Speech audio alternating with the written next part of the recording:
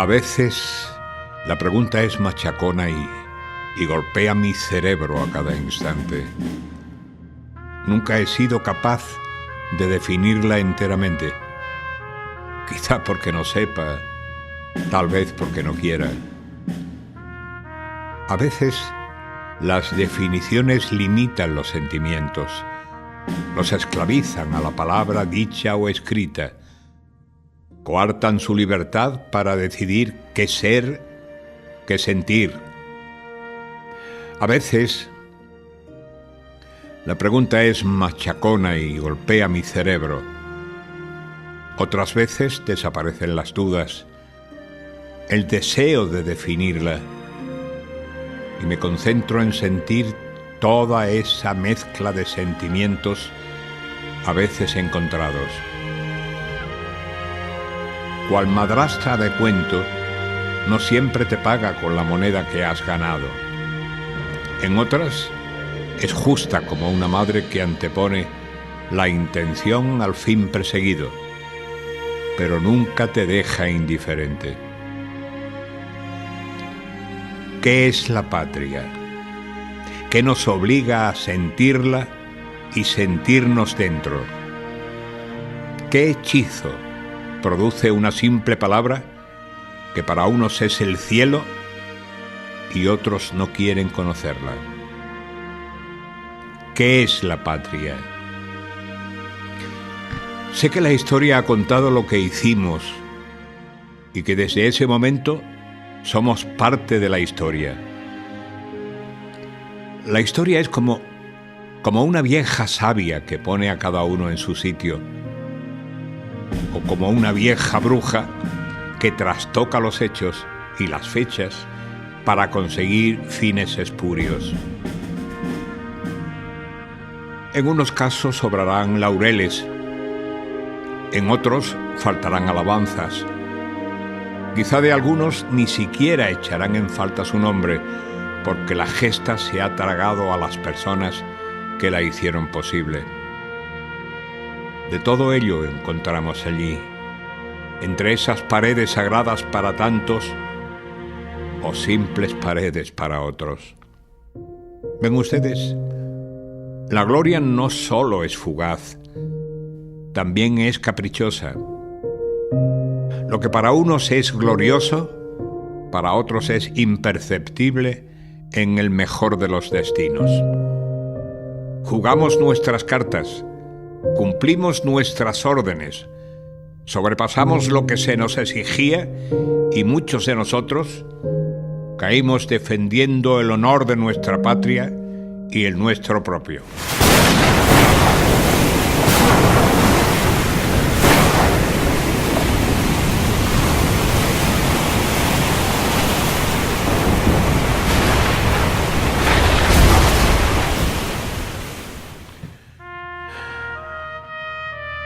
El honor de la patria.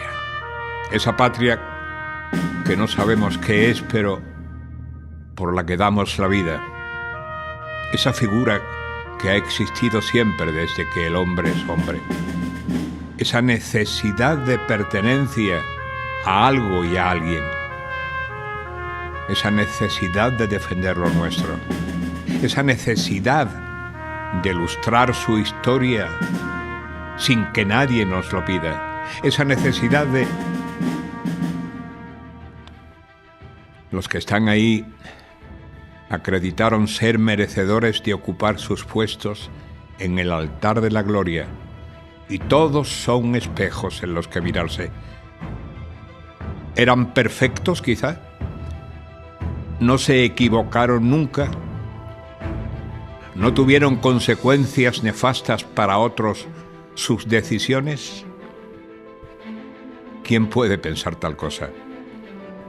Eran hombres, simples hombres, a los que sus hazañas se encumbraron, quienes se hicieron su propia historia, no solo guerreros de la mar, también estudiosos, eruditos, científicos, gente humilde y gente de noble cuna, aventureros, soñadores, pero todos llevaban sobre ellos algo que los igualaba, una determinación, una orden que cumplir, una decisión que tomar, una obligación de volver. He aquí la morada de los elegidos.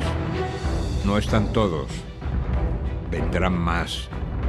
Siempre vienen más para reposar entre esos muros, entre estas paredes sagradas para algunos, solo paredes para otros. ¿Qué los movía a arriesgar sus vidas en un viaje incierto? La curiosidad, la ambición. Partían con 3 naves hacia Poniente sin saber qué distancia deberían recorrer antes de llegar a las Indias. Zarpaban hacia un futuro incierto y quizá hacia una muerte cierta. Algo más debían sentir aquellos hombres para embarcarse en una aventura de ese calibre, camino a lo desconocido. Si nos fijamos en las contraprestaciones que solicitaba a los reyes católicos, ambición no le faltaba. Pero ¿no tiene derecho a ser ambicioso quien deja su vida en prenda? ¿Qué clase de ambición era la que dominaba al portugués Fernando de Magallanes cuando zarpó del puerto de Sevilla el 10 de agosto de 1519 con 5 naves y la intención de completar lo que Colón había dejado a medias? Lo hizo. Cruzó el Atlántico y pasó al Pacífico por el estrecho que lleva su nombre. Llegó a las Islas Filipinas, que reclama para Carlos I de España, y allí mismo encontró la muerte. ¿Valió la pena esa ambición? Quizá no era ambición y por eso valió la pena. Quizá es algo que el ser humano lleva en sus genes, que lo hace navegar con rumbo incierto camino de su destino. Su destino era morir en Filipinas, y el destino de Juan Sebastián de Elcano, cumplir la más grande hazaña que han visto los mares: completar la primera vuelta al mundo, aún a costa de hacerlo con 18 de los 239 hombres que partieron de España y con una de las 5 naves que zarparon de Sevilla, de nombre Victoria. Hasta en el nombre jugó su baza el destino. La galleta que comíamos ya no era más pan, sino un polvo lleno de gusanos que habían devorado toda su sustancia. Además, tenía un olor fétido insoportable, porque estaba impregnada de orina de ratas. El agua que bebíamos era pútrida y hedionda. Por no morir de hambre nos hemos visto obligados a comer los trozos de cuero que cubrían el mástil mayor, a fin de que las cuerdas no se estropeasen contra la madera. Muy a menudo estábamos reducidos a alimentarnos de aserrín, y las ratas, tan repugnantes para el hombre, se habían vuelto un alimento tan buscado que se pagaba hasta medio ducado por cada una de ellas. Y no era todo. Nuestra más grande desgracia llegó cuando nos vimos atacados por una especie de enfermedad que nos inflamaba las mandíbulas hasta que nuestros dientes quedaban escondidos. Así lo contaba Pigafetta, cronista de la expedición. Marinos fueron los que desplegaron sus naves por todo el mundo para conquistar conocimientos. La armada de Carlos III, que habían puesto en pie José Patiño y el Marqués de la Ensenada, con la inestimable ayuda de Jorge Juan o Antonio Valdés, iniciaron las expediciones geoestratégicas de carácter científico para comprobar y establecer los límites del territorio colonial español.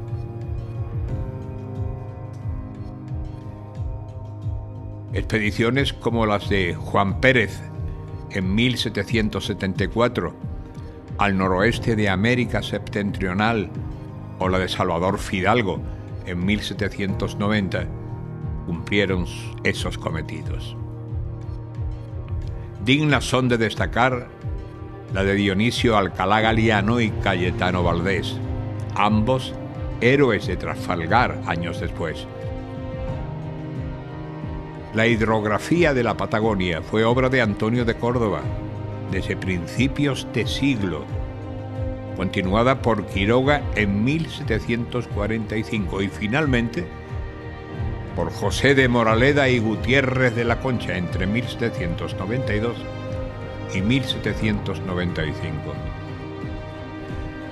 Las de Juan de Lángara, las de Mazarredo, la de Elvia y la de mayor dimensión y ambición en sus objetivos, la de Alejandro Malaspina entre 1789 y 1794.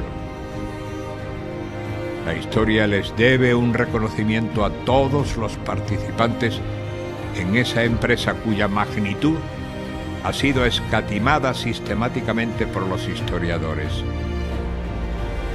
La expedición Malaspina superó con creces los objetivos y sobre todo los logros científicos de ingleses y franceses.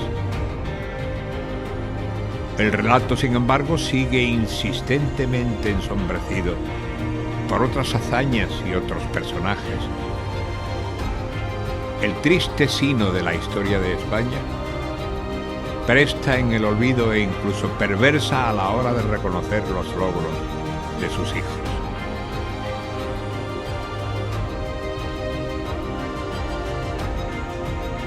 Aventureros descubridores, científicos que hicieron honor a su nombre y militares, por supuesto que sí. Y ahí cuando se habla de la milicia dejan de tener sentido las cavilaciones sobre qué los empuja a servir a su patria. Son los valores del soldado. Do aquí en la arrogancia crece de nadie el crédito, pues aquí el más valiente es el que menos lo parece. Y así de modestia llenos a los más viejos verás, tratando de ser lo más y de parecer lo menos. Dicen los versos de Calderón de la Barca. El 17 de enero de 1874, a los pocos días del golpe de estado del general Pavía contra la Primera República, el segundo batallón del primer regimiento de infantería de marina, acuartelado en la ciudad de San Fernando, recibe la orden de alistamiento. El 27 de ese mismo mes, el batallón sale por ferrocarril hacia Madrid al mando de su jefe, el teniente coronel Joaquín Albacete y Fuster. Como resultado del juicio contradictorio abierto para demostrar los méritos de esta unidad, habiendo acreditado no solo arrojo y bizarría, sino además haber dejado tendida en el campo más de la mitad de su fuerza, se le concedió la Cruz Laureada de San Fernando, por lo que pasó a ostentar su bandera la correspondiente corbata, que actualmente luce el tercio sur.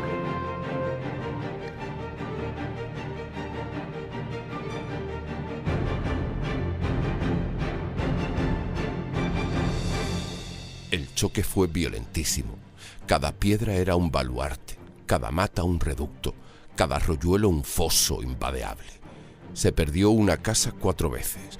El ejército carlista hizo justicia a aquellos heroicos y sufridos soldados, y al verlos retirarse, diezmados por la metralla paso a paso, volviendo la cara haciendo fuego, prorrumpieron en entusiastas vivas aquel incomparable batallón de infantería de marina. Aquellos cazadores, aquellos oficiales que, con la hoja de sus espadas rotas por las balas, ebrios de coraje, habían casi llegado a tapar con sus cuerpos las bocas de los cañones.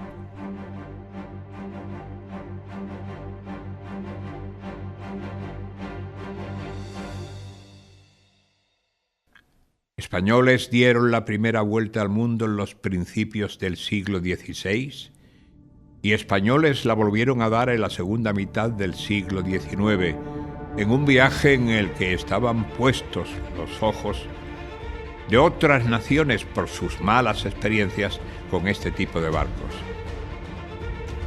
La fragata acorazada Numancia, al mando de Casto Méndez Núñez, Tras participar en la Guerra del Pacífico, se dirigió a Filipinas para continuar viaje a España. El regreso de la Numancia por el Pacífico se hizo para evitarle la navegación por el Cabo de Hornos, con su duro invierno y fuertes temporales. Tras una travesía larga y tediosa, la mayor parte del tiempo a vela para ahorrar carbón, el 24 de junio llegó a la colonia francesa de Otaití, con 110 enfermos de escorbuto. La gente descansó y se curó. El barco reparó, hizo víveres y combustible y limpió fondos desenrollando mucho cable liado en el eje y en la hélice, procedente del Callao, donde había estado preparado para activar minas. A continuación, zarpó rumbo a Filipinas y entró en Manila el 8 de septiembre y en Cádiz el 20 de septiembre de 1867, poniendo fin a un largo periplo de más de 2 años y medio en el que fue el primer barco blindado o acorazado en dar la vuelta al mundo.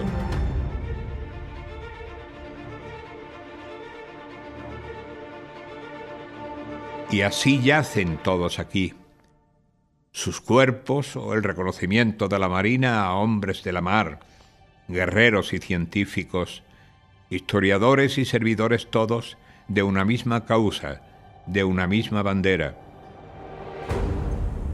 Andrés Regio Brachiforte, Francisco Riquelme Ponce de León, José Rodríguez de Arias y Álvarez Campana, Juan Ruiz de Apodaca y Eliza, Francisco Javier de Salas y Rodríguez Morzo, Blas Salcedo y Gutiérrez del Pozo, Victoriano Sánchez Barcaiztegui, Pedro Pablo Sanguineto Basso, José de la Serna y Ocina, Diego Butrón Cortés, Pedro Cardona Prieto, Juan José Carranza Vivero, José Casado Ferreiro, Pascual Cervera y Topete, Juan Cervera Valderrama, José María Manuel Céspedes y Pineda, Francisco Chacón Medina Salazar, Cosme Damián Churruca y Elorza, Gabriel Ciscar y Ciscar, Cristóbal Colón, Víctor María Concas y Palau,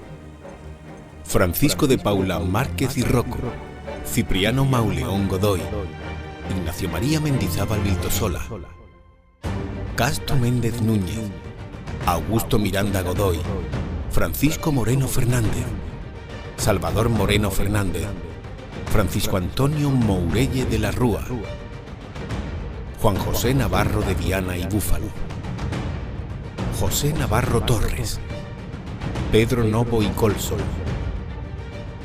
Nicolás Otero Figueroa, Martín Alonso Pinzón, Vicente Yáñez Pinzón, Rosendo Porlier y Astiegueta, José Solano y Bote, Zenón de Somodevilla y Bengoechea, Vicente Tociño de San Miguel y Van del Valle, Joaquín Toledo y Parra, Antonio de Ulloa y de la Torre Guiral, Francisco Javier de Uriarte y Borja, Cayetano Valdés Flores, Juan Varela Ulloa, Casimiro Bigodet y Garnica, Fernando Villamil y Fernández Cueto, Juan María de Villavicencio y La Serna, Francisco Javier Winzaisen de Pineda, Antonio Yepes Arigori, Joaquín Zarauz Santander, Ignacio María Álava y Sáenz de Navarrete, José Fernández Acevedo, Dionisio Alcalá Galiano, Francisco Alcedo y Bustamante, José Alvariño Gabeiras, Conde de Amblimón, Juan Bautista Antequera y Bobadilla, Francisco Armero Peñaranda, Antonio Barceló y Pont de la Tierra, Álvaro de Bazán Guzmán, Joaquín Bustamante y Quevedo, José María Bustillo y Barreda, Cecilio Pujazón García, José de Córdoba y Rojas, Luis de Córdoba y Córdoba, Juan de la Cosa, Manuel Descamps Martínez, Domingo de Slops y Cortés, Segundo Díaz de Herrera y Serrano, Juan Díaz de Solís, José Luis Díez y Pérez Muñoz, Juan Manuel Durán González, Manuel Emparán de Orbe, Antonio de Escaño y García de Cáceres, Baltasar Hidalgo de Cisneros, Jaime Janer Robinson, Jorge Juan Santacilia, Ángel Labor de Navarro, Rafael de la Iglesia Darac, José María Lazaga y Ruiz, Blas de Lezo, Santiago Liniers y Vermont, Miguel Lobo y Malagamba, Fernando de Magallanes y Sousa, Alejandro Malaspina Melilupi, José Malcampo y Monje.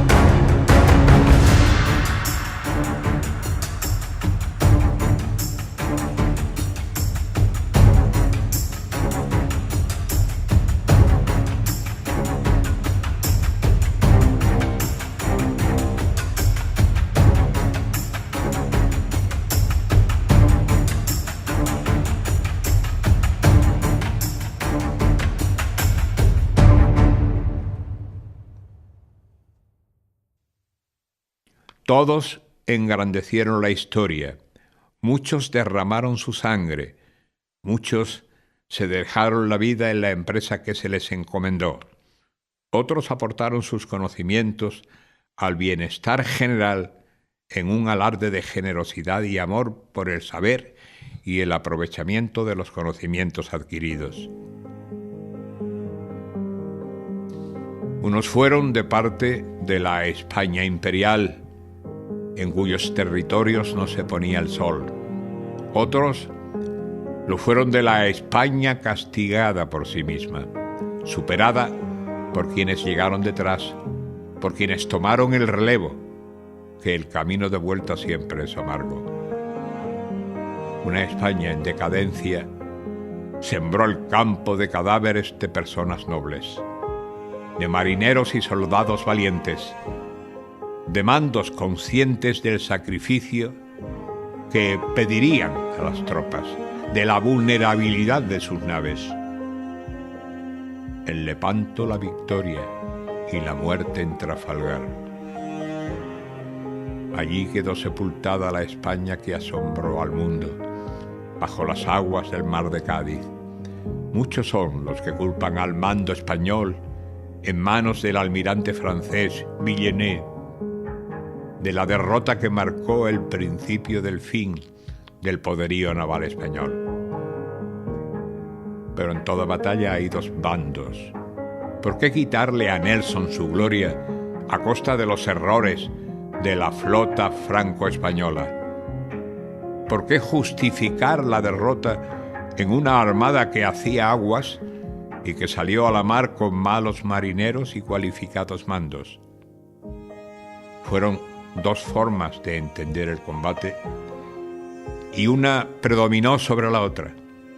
La escuadra española no podía imaginar la estrategia del inglés y el inglés lo sabía. De eso se trataba. ¿Qué hubiera ocurrido con unas tripulaciones bien entrenadas en las naves españolas? Nunca se sabrá. Pero la pericia de Nelson no debe quedar escondida en las miserias de una España carcomida que se encaminaba al fin definitivo de su dominio en el mar.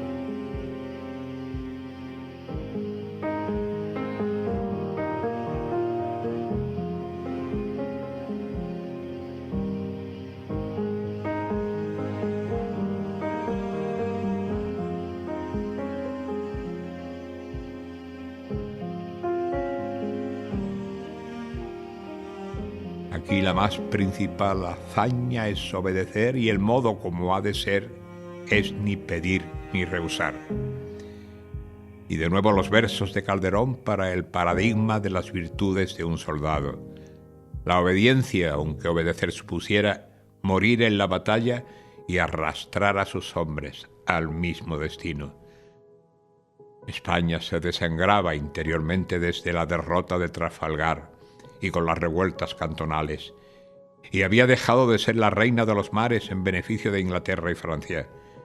Otras potencias, como Estados Unidos, buscaban su lugar en los archipiélagos vecinos, como Cuba y Filipinas, en el Atlántico y en el Pacífico. Cuba era prácticamente el único enclave estratégico para el comercio que le quedaba a España. Y Estados Unidos descubría sus intereses por unos territorios que ya sufrían una inestabilidad constante por sus ansias de independencia. Estados Unidos buscó un motivo para desencadenar la guerra y el hundimiento por accidente del Maine. Fue la mecha que encendió el conflicto. La escuadra del almirante Cervera Topete fue enviada por España para defender la colonia, algo prácticamente imposible por la superioridad estadounidense, que solo dejó a Cervera la posibilidad de intentar salir con el menor número de bajas posible. La batalla de Santiago de Cuba ha sido objeto de controversias por la acción del almirante español, pero su llegada a España y el juicio al que fue sometido dejó claro que la responsabilidad del desastre había partido de las órdenes recibidas, a las que había contestado, advirtiendo de que iban a una muerte segura si las cumplían. Y las cumplieron.